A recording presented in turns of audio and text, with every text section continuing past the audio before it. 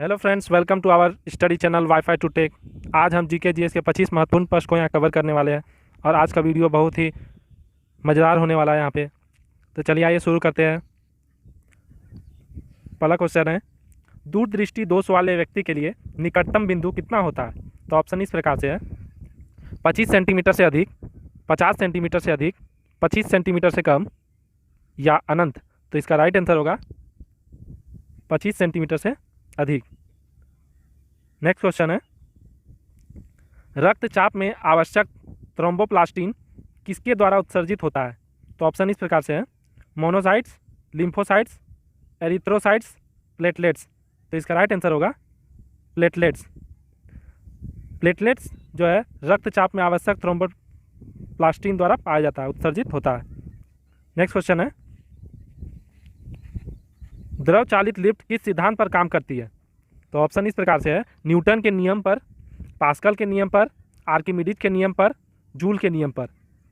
तो इसका right answer होगा पास्कल के नियम पर। द्रव चालित लिफ्ट पास्कल के नियम पर सिद्धांत पर कार्य करती है। नेक्स्ट क्वेश्चन है, वॉइस ऑफ कॉन्साइंस नामक पुस्तक के लेखक कौन है? ऑप्शन इस प्रकार से है, इंदिरा गांधी, सत्यजीत रे, किरण बेदी, वीवी गिरी। तो इसका राइट आंसर होगा वीवी गिरी। वॉइस ऑफ कॉन्साइंस नामक पुस्तक के लेखक वीवी गिरी है। नेक्स्ट क्वेश्चन है, निम्नलिखित में से कौन सा भंवर धारा एडी करंट का अनुप्रयोग है? ऑप्शन इस प्रकार से है, induction motors, speedometer, dead beat galvanometer या उपरोक्त सभी। तो इसका राइट आंसर होगा उपरोक्त सभी, यानी induction motor, speedometer, dead beat galvanometer, ये सारा आंसर सही है। तो इसका आंसर होगा उपरोक्त सभी। नेक्स्ट क्वेश्चन है, सौर प्रणाली में किस ग्रह का सर्वाधिक पलायन वेग है? तो ऑप्शन है पृथ्वी, मंगल, बृहस्पति या शनि। तो इसका राइट आंसर होगा बृहस्पति। सौर प्रणाली में बृहस्पति ग्रह का सर्वाधिक पलायन वेग है। नेक्स्ट क्वेश्चन है, निम्नलिखित में से कौन सी हवा को स्नो ईटर हिमबख्शी भी कहा जाता है? ऑप्शन इस प्रकार से है, मिस्ट्रल, चिनूक, लू या हरमटन। तो इसका राइट आंसर होगा चिनूक। नेक्स्ट क्वेश्चन है, निम्नलिखित में से किस पुर्तगाली गवर्नर ने ब्लू वाटर की नीति पेश की? तो इसका ऑप्शन इस प्रकार से है, Nuno da Cunha, Francisco de Almeida, Martim Afonso de Sousa, Afonso de Albuquerque. तो इसका राइट आंसर होगा फ्रांसिस्को डी अल्मीडा। मतलब कि पुर्तगाली गवर्नर ने ब्लू वाटर की नीति पेश की थी, तो Francisco de Almeida. Next question है, एशियाई विकास बैंक एडीबी का मुख्यालय कहाँ स्थित है?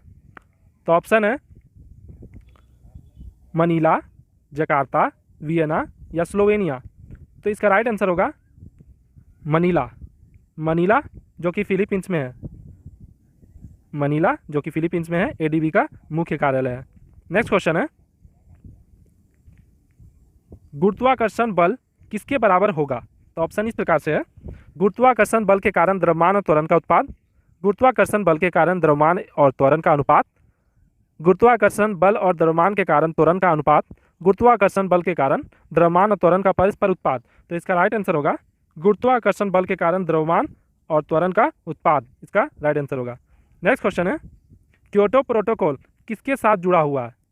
तो ऑप्शन कुछ इस प्रकार से है, प्रजातियों के संरक्षण से, जलवायु परिवर्तन से, वेटलैंड संरक्षण से, औषधीय पौधों के साथ।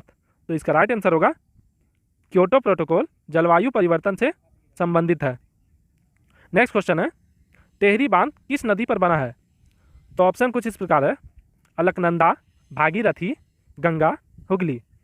तो इसका राइट आंसर होगा भागीरथी। टेहरी बांध भागीरथी नदी पर बना है और भारत का सबसे ऊंचा बांध टेहरी बांध ही है।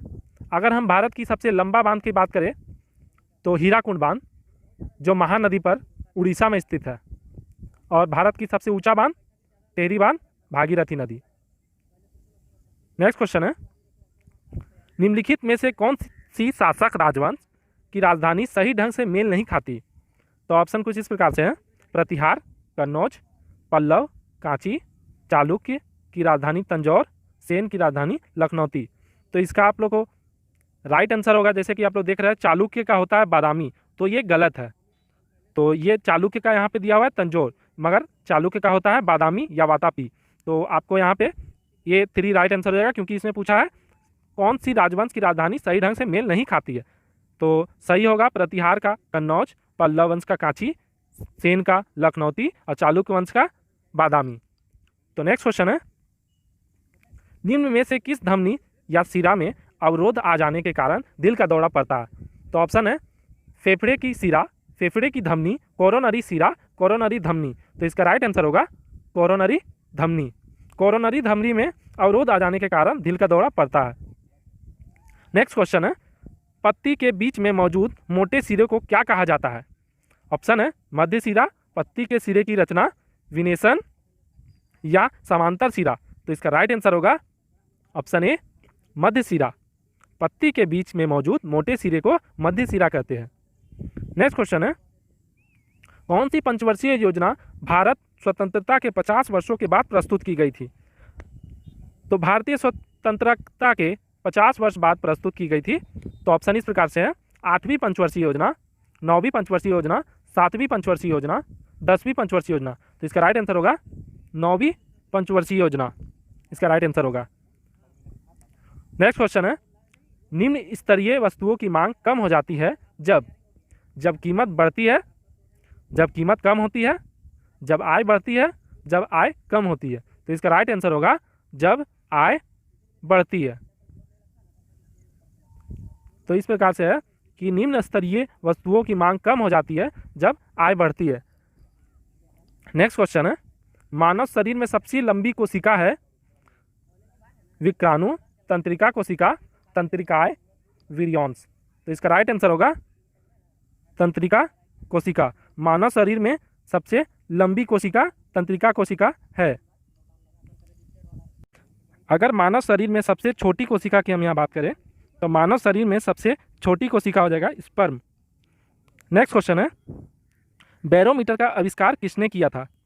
तो ऑप्शन है E Torricelli, Walter Reed, William Herschel, William Stanley. तो इसका राइट आंसर होगा ई टोरिसेली। बैरोमीटर से वायुमंडलीय दाब मापा जाता है, बैरोमीटर से वायुमंडलीय का दाब मापा जाता है।